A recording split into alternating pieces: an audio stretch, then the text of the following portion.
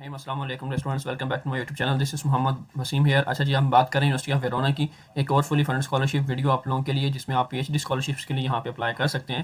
2026-27 के लिए PhD cycle open हो चुका है। तकरीबन 104 पीएचडी स्कॉलरशिप्स यहाँ पे अवेलेबल हैं और इसकी जो डेडलाइन है अप्लाई करने की वो 9 जून है। 9 जून से पहले आप लोगों ने यहाँ पे अप्लाई करना है। अब इस वीडियो के अंदर मुकम्मल डिटेल के साथ आपसे डिस्कस किया जाए कैसे आपने अप्लाई करना है। और यहाँ पे आपको ये बता दूँ कि हर प्रोग्राम की यहाँ पे 10 यूरो आपको फ़ी पे करना पड़ेगी।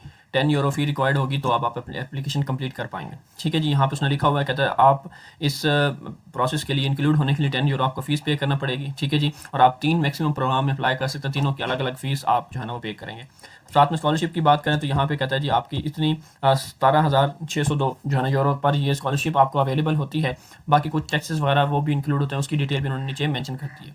अब ये हमारे पास एक ऑफिशियल वेबसाइट आ चुकी है। ठीक है जी, अब इस वेबसाइट का लिंक जो है ना मैं डिस्क्रिप्शन में ऐड कर दूँगा। इसके अलावा आप हमारी ऑफिशियल वेबसाइट jobby56.com स्कॉलरशिप पे आके हमारी ये वेबसाइट जब आप विजिट करेंगे, यहाँ से आपने स्कॉलरशिप वाला सेक्शन जो है ना वो चूज़ कर देना होगा। जैसे आप स्कॉलरशिप वाला सेक्शन में जाएंगे तो आपको वीडियो मिल जाएगी कैसे आप लोगों ने यहाँ से इसकी मुकम्मल डिटेल लेनी है। University of Verona PhD call या जितनी भी हम पीएचडी कॉल्स वगैरह ओपन होती हैं वो सारी हम यहाँ पे अपडेट कर देते हैं। इसके अलावा आप इसे अपने मोबाइल स्टोर प्ले स्टोर के अंदर भी इसको इंस्टॉल कर सकते हैं। ठीक है जी, अब ये तो हमारे पास आगे कॉल फॉर एप्लीकेशन की हमारे पास क्या क्या अवेलेबल है। अब हमने देखा हमारे पास प्रोग्राम कौन कौन से अवेलेबल हैं, पीएचडी प्रोग्राम जिसमें आप अप्लाई कर सकते हैं। तो रीड द कॉल पे आप क्लिक करेंगे तो यहाँ पे आपके सामने जिस तरह कॉल जो है ना वो कॉल फॉर एप्लीकेशन वो ओपन हो जाएगी। अब कॉल फॉर एप्लीकेशन जो है ना ये है इटालियन लैंग्वेज के अंदर। यहाँ पे उन्होंने कॉल फॉर एप्लीकेशन के अंदर मुकम्मल डिटेल प्रोवाइड की गई है। तो यहाँ पे अगर आप देखें तो ये doctorate in biotechnology, molecular biotechnology, ठीक है जी, वो प्रोग्राम है। इसकी उन्होंने डिटेल बताई हुई है यहाँ पे कि आपको जो रिसर्च प्रपोजल है उसका टॉपिक क्या होना चाहिए।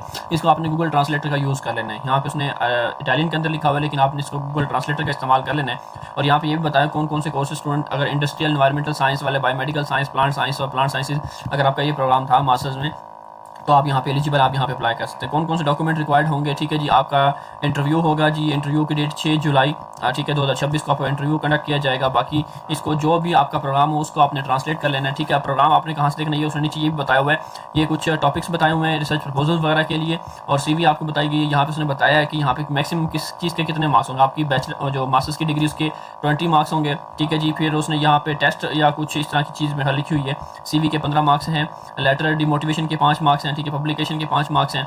इस तरह मार्क्स को उन्होंने डिवाइड किया हुआ है। ठीक है जी, अब ये उन्होंने उसने कुछ फील्ड्स बताई। अब यहाँ पे इकोनॉमिक्स, फाइनेंस की फील्ड्स आ जाती हैं। तो इसी हवाले से आप जब ये ओपन करेंगे तो आप अपनी फील्ड के हिसाब जो आपकी PhD की फील्ड हो उसी को आपने आगे इसको ओपन कर लेना है। अब कौन कौन सी फील्ड्स टोटल अवेलेबल है उसको भी हम आगे जाकर देख लेते हैं। अब सिंपल चलते हैं अप्लाई लिंक के ऊपर।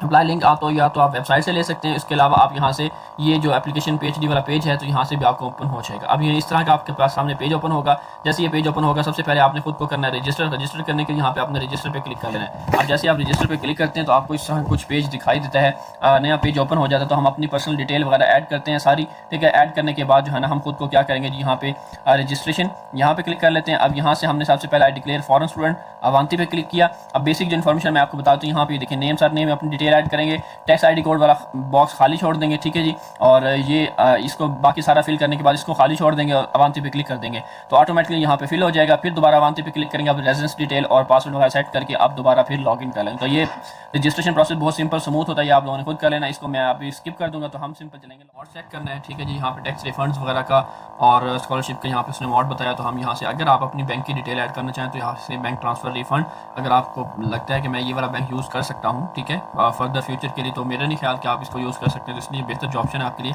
I do not declare refund method, यहाँ से इसको सेलेक्ट करेंगे और यहाँ से हम अवांती पे क्लिक कर लेंगे। ठीक है जी, क्योंकि इसकी बहुत ज़्यादा फीस वगैरह नहीं होती तो इसलिए हमें परेशानी वाली कोई बात नहीं। आप ये भी सिलेक्ट करके आगे फर्दर अब यहाँ से हमने अपना पासवर्ड सेलेक्ट करना है। पासवर्ड के बाद अवांती पे क्लिक करें, हमारा पासवर्ड सेट हो जाएगा। उसके बाद हम डायरेक्टली यहाँ पे लॉगिन कर लेंगे।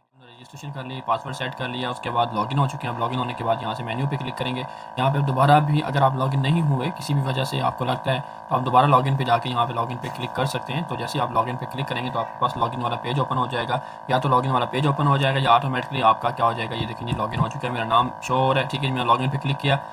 अब यहाँ से मैं दोबारा गया हूँ। अब यहाँ पे जाने के बाद नेक्स्ट मेरे पास ऑप्शंस क्या हैं जी, यहाँ पहले जी होम का ऑप्शन है। यहाँ पर्सनल डाटा मेरा कुछ मिसिंग हो, रह गया हो, सही ना हो तो मैं यहाँ पे वो ऐड कर सकता हूँ। उसके बाद यहाँ पे सेक्रेटरीट पे जाऊँगा मैं।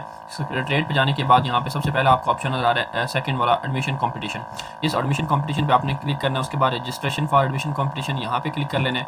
नेक्स्ट हमारे पास आ गया जी अवांती पे क्लिक करने के बाद यहाँ पे अब हमें पूछा गया किस कोर्स के लिए आपने अप्लाई करना है। यहाँ से हमने डॉक्टरल कोर्स के लिए अप्लाई करना है। ठीक है, before the continuing the education course. ठीक है जी, सॉरी यहाँ से हमने एक ही डॉक्टरल कोर्स चूज़ कर लेना है। उसके बाद जो है ना हमने आगे मूव करना है। अब ये हमारे पास डॉक्टरल कोर्सेज आ गए हैं जो मैं आपको बता चुका था कि यहाँ पे ये कोर्सेज अवेलेबल हैं। अकाउंटिंग एंड मैनेजमेंट का, इन्वायरमेंटल बायोटेक्नोलॉजी, फाइनेंस का है, लिटरेचर का, इन्फॉर्मेशन कंप्यूटर साइंस का डिपार्टमेंट है, इंटेलिजेंट सिस्टम का, फॉरेन लैंग्वेज का, बायोमोलिकुलर मेडिसिन, तो ये और भी clinical, surgical, European human science, agri food, archaeological, applied life and health science, neuro science, उसके बाद रीजनरेटिव मेडिसन, बायोमोलिकुलर मेडिसन।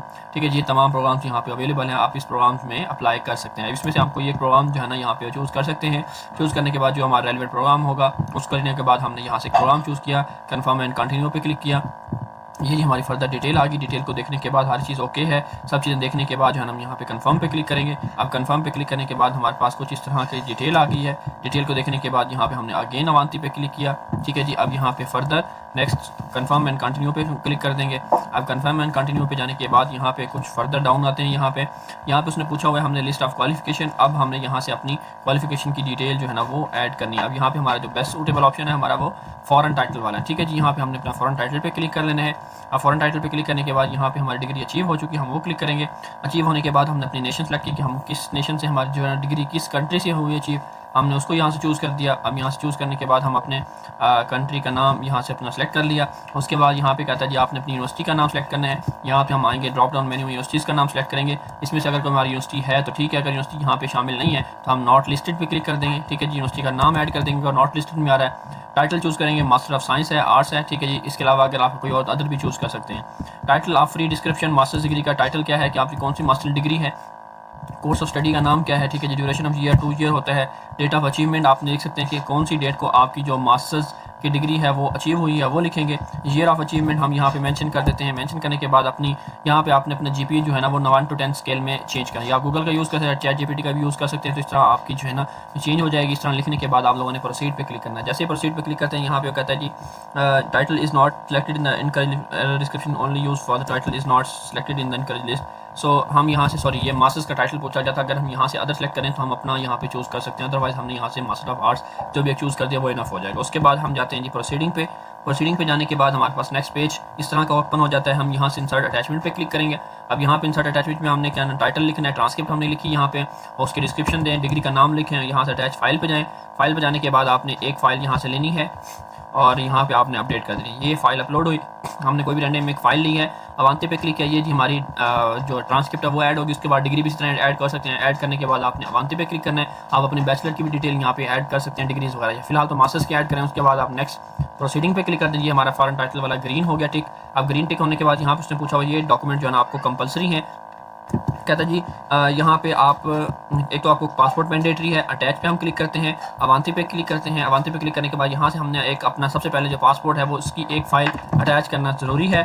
ठीक है, जिस तरह उसकी डिस्क्रिप्शन सेलेक्ट फ़ाइल पे जाएँ और आप एक फ़ाइल जो है ना यहाँ से हमने अटैच कर लेनी है, अपनी फ़ाइल अटैच करेंगे। ये जी हमारी फ़ाइल इस तरह अटैच होने के बाद अवांती पे हम क्लिक कर लेते हैं। अवांती पे क्लिक करने के बाद ये फ़ाइल हमारी एक ऐड हो चुकी है पासपोर्ट की। अब यहाँ पे जो सब्जेक्ट टू एवेल्यूएशन है, ये अदर जितने भी फाइल्स आपके पास 1 by 1 करके आप यहाँ पे अपलोड करते जाएंगे। मतलब आपकी बैचलर डिग्री है, ट्रांसक्रिप्ट है, इंटर की डिटेल है, आपकी CV आ गया, आपका मोटिवेशन लेटर आ गया, उसके बाद रिसर्च प्रपोजल आ गया, कंपलसरी नहीं है, आपकी थीसिस आ गया, थीसिस का अब्स्ट्रैक्ट हो गया। तो ये सारी डिटेल जितने भी आपके पास सब्जेक्ट्स हैं, जितने भी आपके पास डॉक्यूमेंट्स हैं, सारे सब का आपने नाम यहाँ मेंशन करते जाना है, उसकी डिटेल नीचे लिखते जाना है और यहाँ से आपने एक सेलेक्ट फाइल पे जाना है। सेलेक्ट फाइल पे जाने के बाद आपने यहाँ पे ये फाइल जो है ना इस तरह अपलोड कर देनी। ठीक है जी, अब ये हमारी फाइल जो है ना अपलोड होगी। अपलोड होने के बाद जो है हम अवांती पे क्लिक करेंगे। ये हमारी इस तरह ही आप 1 by 1 करके सेकंड ऑप्शन ये वाला चूज़ करते जाएंगे। ठीक है जी, और बाकी डॉक्यूमेंट्स ऐड करते जाएंगे। अब हम यहाँ पे कोई और नहीं अटैच करना चाहते, जब सारे अटैच हो जाए उसके बाद नो फिनिश करें, उसके बाद अवांती, अदरवाइज 1 by 1 अटैच इस तरह करते जाएं। अब यहाँ पे अवांती पे हम क्लिक कर लेते हैं। अब यहाँ पे नेक्स्ट हमारे पास फिल इन, यहाँ पे क्वेश्चनरी पूछा गया है, इसको हमने फिल करना है। यहाँ पे इसको हम ट्रांसलेट कर लेंगे इंग्लिश के अंदर। ठीक है जी, अब यहाँ पे देख लेंगे कि आपकी डिग्री यूनिवर्सिटी स्कॉलरशिप हम अप्लाई करना चाह रहे हैं, यूनिवर्सिटी स्कॉलरशिप हमने चूज़ कर दी। उसके बाद यहाँ पे वो कहता है जी अब आपने क्या करना है, इसको कंफर्म कर देना है। जी हमने इस क्वेश्चनरी को कंफर्म किया, ये हमारा फिल इन हो चुका है, यूनिवर्सिटी स्कॉलरशिप हमने चूज़ कर ली है।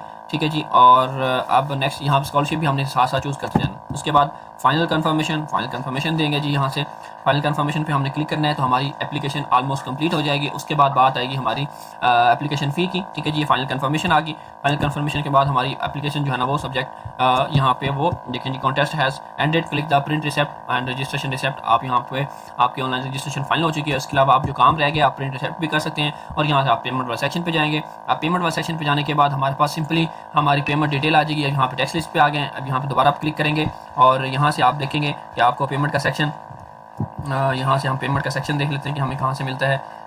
एक मिनट जी, ये हमारे पास जी इनवॉइस आ गई। इनवॉइस पे क्लिक करेंगे, हम अपनी पेमेंट कर देंगे, ठीक है जी। इसके अलावा हमारे टीम से भी रब्ता कर सकते हैं फीस पेमेंट के लिए। हम आपकी फीस पेमेंट में भी पूरी हेल्प करेंगे और आपको पे करके देंगे, ठीक है जी। तो बहुत सारा ख्याल रखें। इंशाल्लाह मेरे नेक्स्ट वीडियो साथ, तब तक अल्लाह हाफिज़।